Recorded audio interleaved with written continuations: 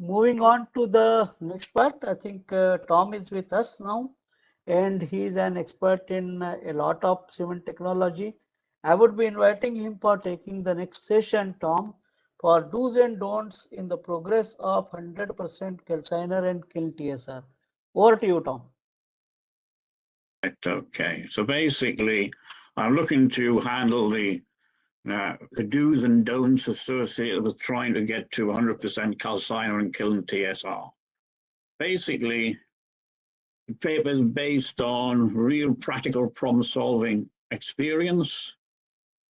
I've dated back to the late 70s when I first joined the cement industry. I've worked in all aspects of AFR, business development, pre and co-processing, quality assurance, quality control, specifications, and things that interest me most is optimizing the power side in the kiln and calciner, emissions and clinker quality. Basically, I started with being called out from the R&D department of Blue Circle to resolve green clinker problems while firing RDF in the late 70s. It was so badly reduced, the chrome was reduced and turned the clinker from the normal badly reduced clinker from brown to green. And when I hear people talking about green clinker these days and the CO2 push for low CO2 emissions, I always think back to that day when I actually saw green clinker. However, that project went on, and with a very good pre and co-processing installation and a pneumatic conveying down to the front end of the kiln over 200 meters for 2 small wet process kilns, and that ended up by using 80,000 tons a year of pulverized and prepared municipal solid waste, which was quite an achievement back in the early 80s. I also smiled when I saw on LinkedIn the other day where Ultratech PR was actually saying they managed to help local authorities by burning 70,000 tons a year of municipal solid waste. And when you consider this plant was only 500,000 tons a year of clinker compared to the massive Ultratech clinker capacity within India, they still have a long way to go to catch up with this little old wet process. And basically what I work on these days is a range of projects where plants are trying to get to 100% AFR or spec coke and are being limited by AFR spec, not being based on good technical fundamentals, and even ignore Newton's law due to financial greed, trying to get as much money as possible for the AFR, and TDF and RDF at 200 millimeters is a recipe for disaster. Basically, Newton says what goes up must come down, unless you have something in the middle. They do not even have a venturi in the riser, and they're looking to put in, say, 100 millimeters, even larger.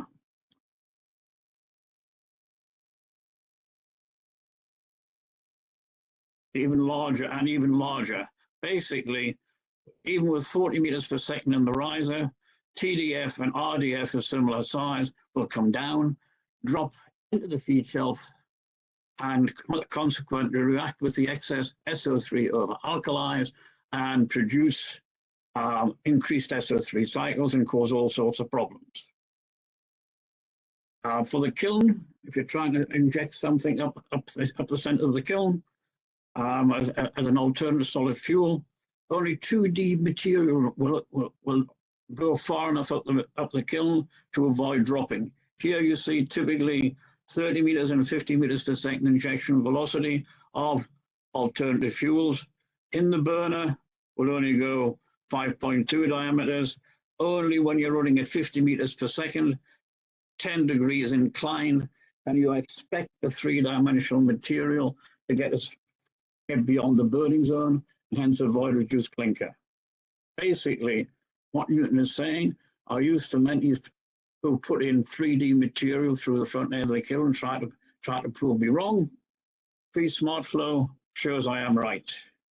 Basically, here's some Trie Smart Flow simulations of various diameter 3D material going up via the burner.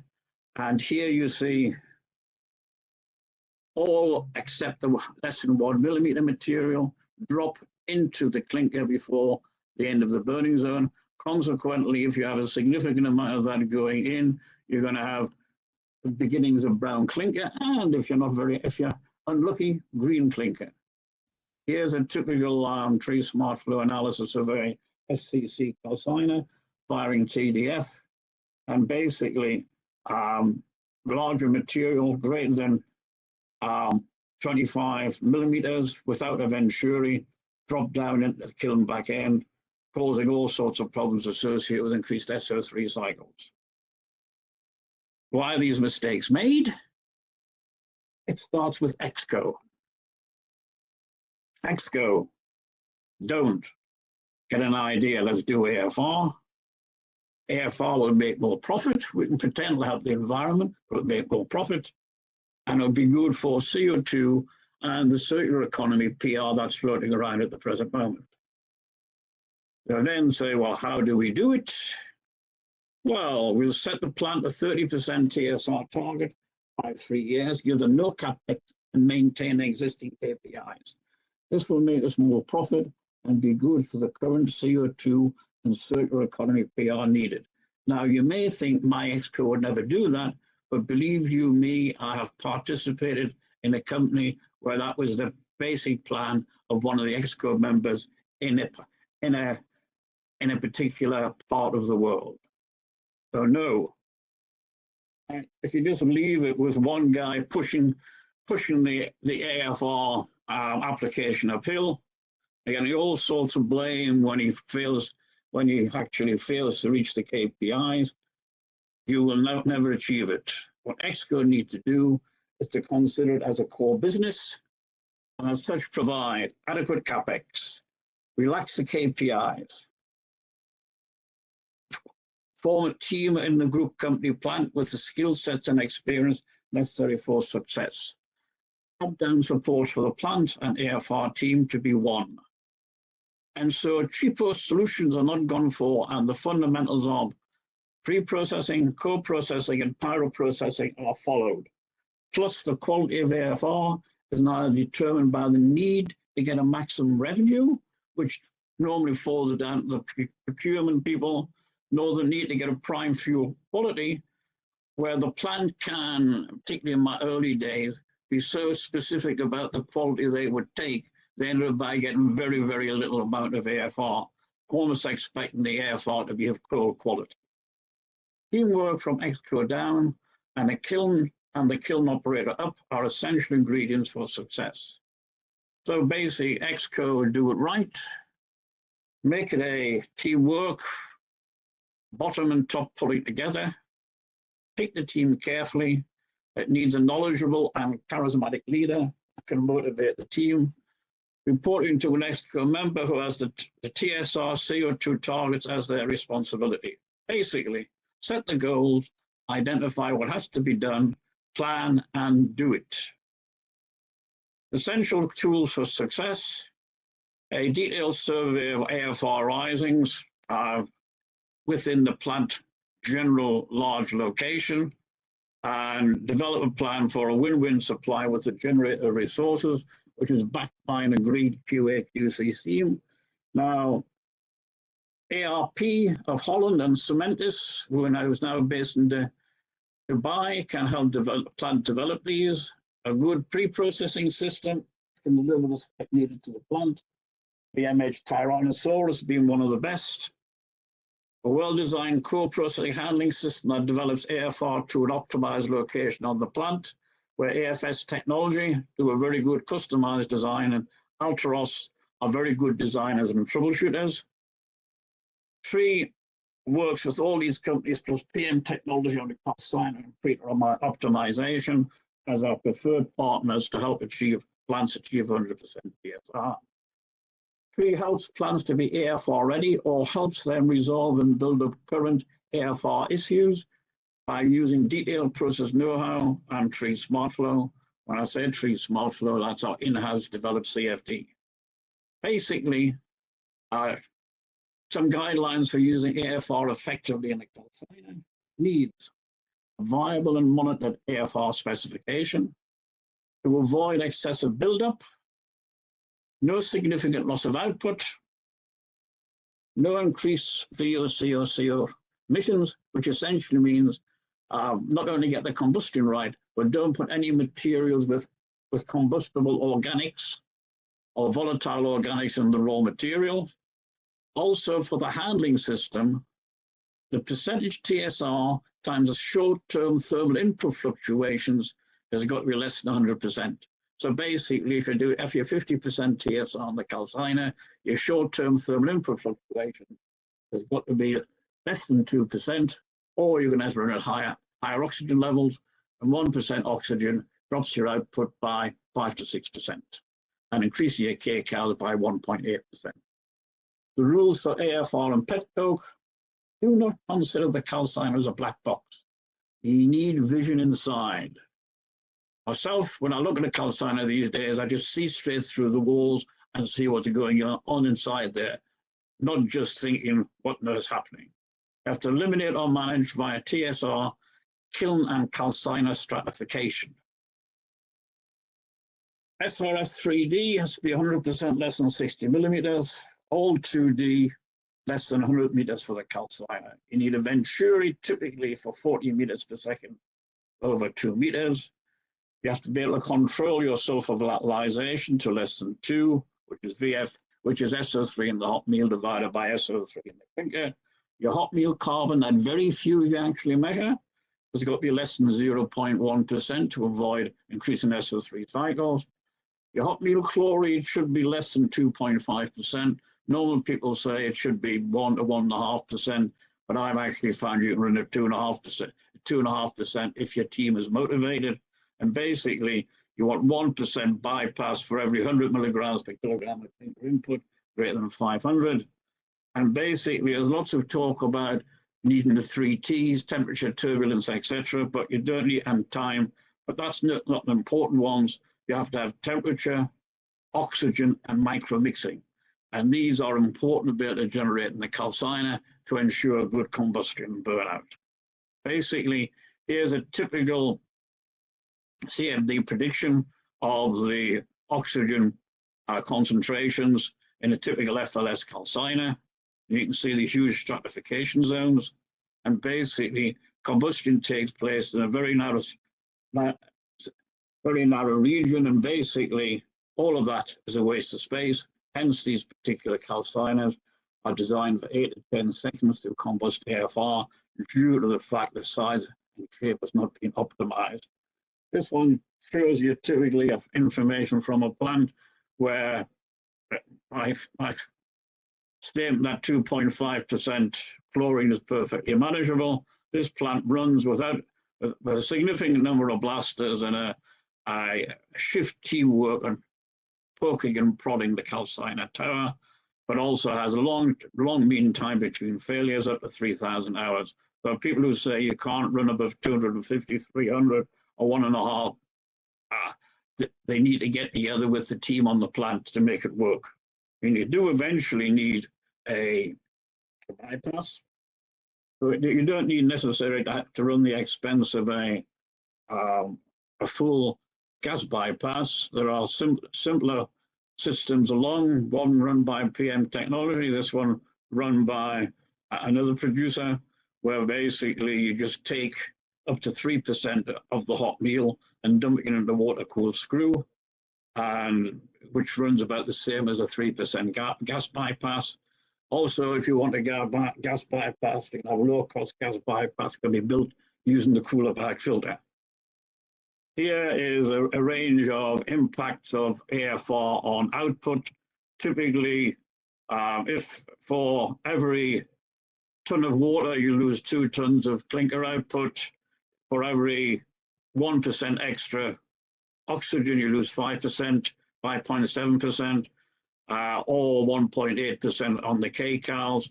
Typically, if you have poor combustion in the calciner, if your treater exit temperature increased by 50 degrees C, the kcals per kilogram will increase by 25 degrees C. Another important feature of the chlorine and the size, the typical BMH type specification, and generally above that level of water, which the calciner can normally take at 50 to 70% PSR. You're really talking about taking out some of the testicles, This is a typical BMH specification, which John and I have CFD quite a long time. Typically 90% less than 60 millimeters. Above that, all 2D. And basically needs calciner optimized to combust this to get 99% burnout. So even this specification, if the calciner is not optimized, you will have particular problems. This is where Trie gives the real expert help. Trie's developed a Trie Smart Flow code, which coupled with its process know-how can help overcome all power issues and makes a collaboration with the plant all good company an essential part of the approach to AFR. Typically, the grid's been done in a few days by scanning AutoCAD files instead of several weeks. Once all the relevant plant flows and fuel data is established, the basic case report can be done via a video conference within a week.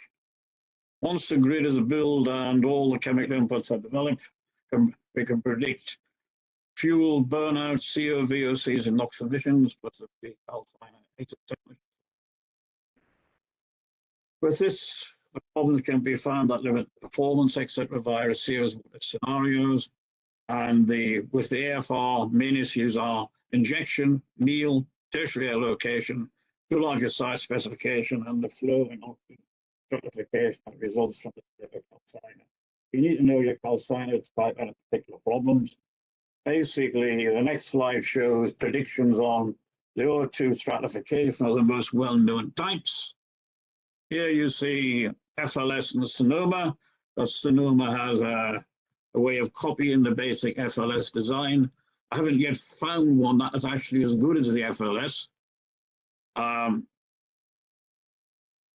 You also find police ships offer two different types of calciner, one with a separate combustion chamber, another one with two opposite-ish tertiary injection points, and a large one above that.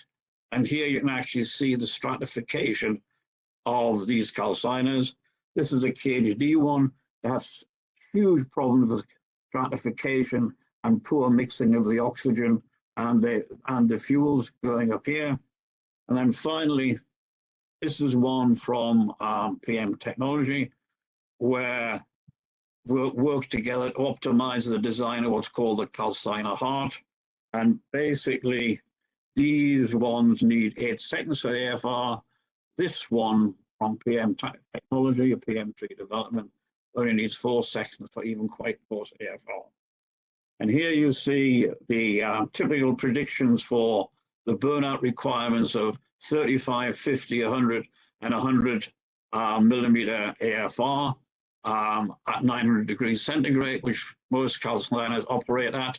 But basically, you can see that you need a significant amount of residence time at the normal oxygen levels of calciner times to run at. However, basically, if you tune your calciner to run at a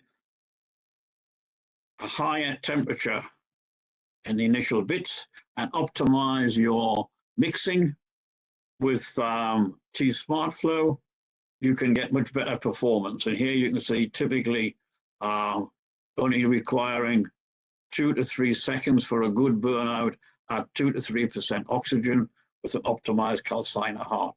But basically what we do, we look at your system, take out your heart, and look to modify it, looking at the details through Trie Smart Flow, and come back to with recommendations via what ifs, how to improve your performance with essentially fairly low capital investment. Basically, what we generally talk about, we look at this area is called the heart, and basically we look to optimize the calciner heart for high TSR with a Venturi, then 2 opposed tertiary air ducts at a velocity, get the right sort of mixing, 2 petcoke coal-fired burners as needed just below the tertiary air ducts, 1 singular AFR injection about 1 meter below the T duct in a central location, and two-step meal, which is one of the developments of technology. The first one, 1 meter below the tear duct, and 1 meter above the tear duct, and the other one 3 meters above it.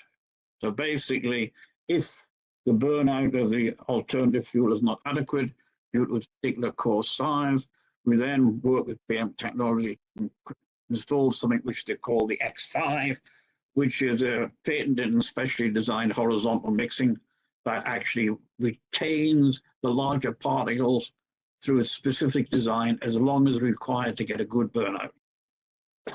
There you have your, just about finished. There you get your optimized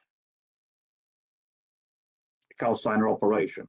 Finally, Xcode don't go it alone. Get real expert help on the basic fundamentals. From what I've seen on some current plants in India, you need it, just like Grasam did with me on Petcoke in the late 90s. Basically, hiring knowledge and experience in the form of Trie, and then just do it right. Don't put SPL on the feed shelf, as that will cause particular problems. And also, remember to tune the heart, not throw a capex at it. Do not consider expensive add-ons like pre-combustion chambers that are difficult to operate.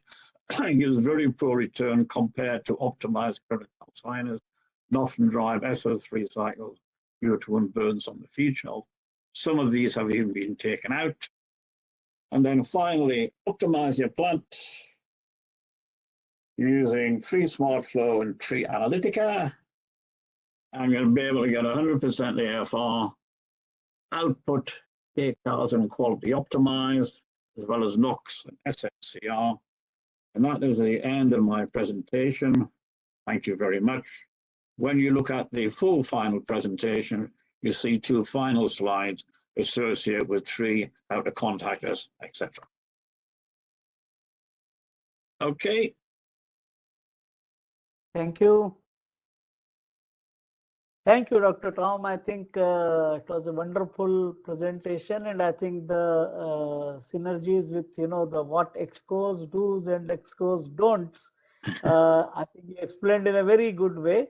However, I think the very good thing is that capex need not be spent only on the expanding the calciner capacity. Rather, we need to really tune and optimize it. So that's a very fantastic learning, Dr. Tom. So